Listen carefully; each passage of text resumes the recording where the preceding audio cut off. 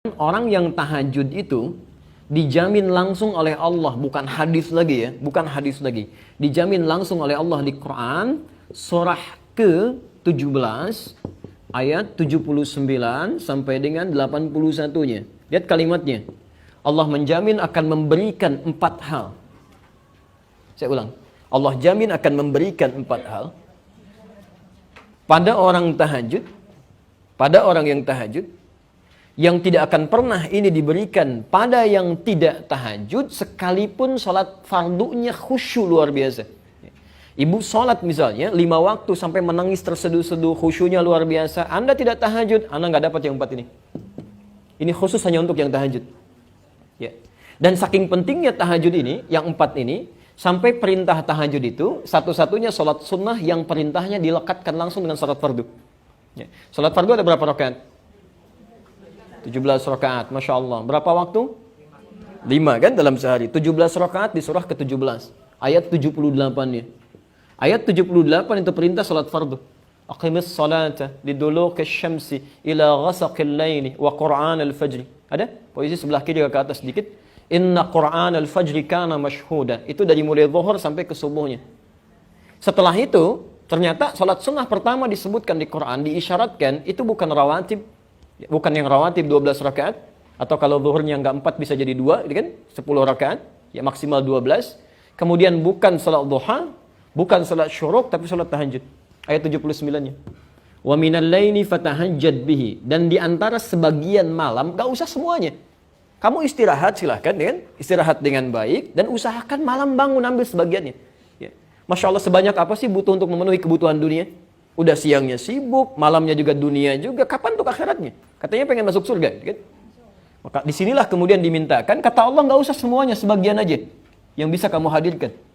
Fatahajjad bihi, tunaikan tahajud nafilah. Ini hanya nafilah, tambahan saja, sunnah. Ya. Kalau kamu bisa kerjakan, kami berikan kemuliaan. Kalau tidak, kamu tidak berdosa. Tapi kalau bisa dikerjakan, lihat kalimatnya. Asa ayyab'afaka rabbuka maqaman mahmuda. Orang yang mampu menunaikan tahajud, benar tahajudnya, kami jamin, kami akan sukseskan karirnya. Ya, mudahkan pekerjaannya. Ya. Ada kemudahan dalam beraktivitas. Bukan cuma mudah, tapi diangkat ya. Jadi ada makam mahmudah, itu beda bu. Ya. Kalau makam itu pijakan yang mengangkat derajat. Ya. Misal ada seseorang misalnya mendapatkan kebaikan, promosi jabatan, bisa disebut dengan makam. Tapi belum tentu orang bisa suka dengan itu. Mungkin ada yang iri hati, ada yang tidak sudi dengan itu. Kok bisa dia ya? Kenapa bukan yang lain? Ada. Tapi kalau seseorang terangkat naik dan orang semua paham memang dia yang pantas, dia yang layak, dia yang baik, maka makamnya ditambah dengan kalimat mahmudah, maqaman mahmudah. Ya. Nabi datang, ini kan ayat turun untuk membebaskan Nabi dari kepungan orang-orang Quraisy. Ya, kemudian beliau keluar dari Mekah, hijrah ke Madinah kan? Perhatikan, ketika datang ke Madinah bukankah sudah ada pemimpin di sana? Kan? Ada Abdullah bin Ubay bin Salul, ada kepala suku yang lain. Ketika datang Nabi orang baru, tidak mudah mengangkat beliau sebagai pemimpin.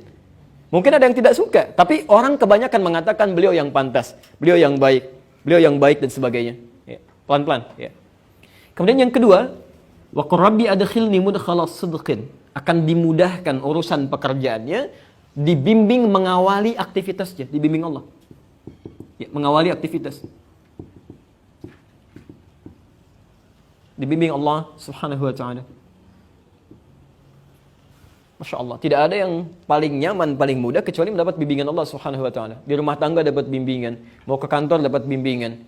Ketika dibimbing Allah tidak mungkin menemukan teman yang jelek. Tidak mungkin menemukan makanan yang buruk. Tidak mungkin menemukan pakaian yang buruk dan sebagainya. Wa akhrijni mukhrajas sidqin. Wa akhrijni mukhrajas sidqin. Diberikan solusi terbaik ketika punya masalah. Alhamdulillah. Ibu sedang jalan nih, begitu jalan, kan? Masya Allah, tiba-tiba ada petugas berseragam kasih isyarat, bu, minggir gitu ya. Baik, apa yang sudah tergambar dalam benak ibu? Baik, tilang dan sebagainya. Ini kadang-kadang orang suka keliru ya. Dia suka keliru gitu. Kan tidak, Masya Allah. Ibu jangan membayangkan sesuatu yang kurang baik dulu gitu ya. Boleh jadi beliau mau mengecek, menunaikan tugas dan sebagainya. Kadang suka salah persepsi. Datang itu untuk nanya, tiba-tiba ngeluarin SIM, ditanya enggak gitu kan.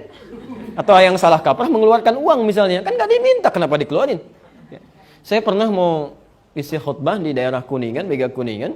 Kami duduk di depan, saya sudah gunakan jas. Samping kami, teman di jamaah, ya beliau sudah agak sedikit sepuh yang bawa mobilnya. Qadarullah dihentikan oleh polisi. Ya, begitu mau sedikit masuk, diminta minggir. Minggir Pak katanya. Ya, begitu sudah merapat, beliau mau mengeluarkan SIM begini. Ya, si polisinya mengatakan mau kemana be, gitu kan?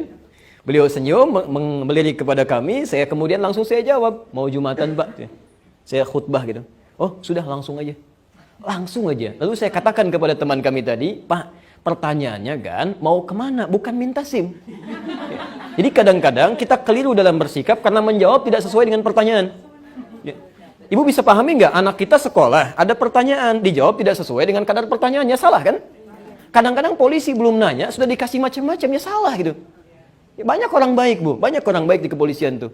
Kalau saya ke Mabes atau ke Polda itu Masya Allah gitu ya, orang sudah merapat ke masjid, banyak yang berdoa dan sebagainya. Tidak semua buruk, kadang-kadang yang masuk ke setannya bukan petugasnya, manusianya juga yang salah gitu. Jelas ya? Baik, ini bagian yang pertama. Ya. Jadi kalau kita sering mendekat kepada Allah, kasih solusi. Ya. Nggak harus ada biaya kok, nggak harus banyak tenaga. Ya. Pelan-pelan. Yang terakhir, waj'alni min ladunka sultanan nasira. Kalau diganggu dalam hidupnya, Masya Allah. Kadang-kadang ada orang ingin menyingkirkan, menyungkurkan, menyudutkan macam-macam, kan? Orang yang rajin tahajud, perhatikan, akan langsung ditolong oleh Allah tanpa perantara. Ya. Tanpa perantara.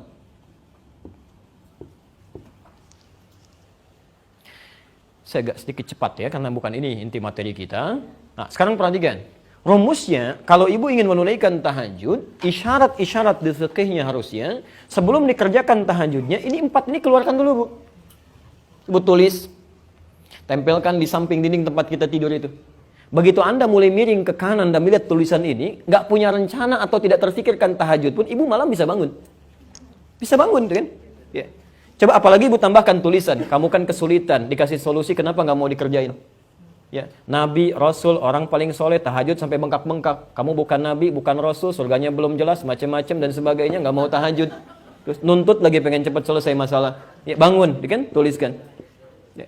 Di sini ibu bisa bangun, karena ada motivasi. Ya, mulai persiapan, susun alarm sampai 3 kan. Alarm pertama, mematikan alarm kedua. Alarm kedua, siap-siap dan seterusnya.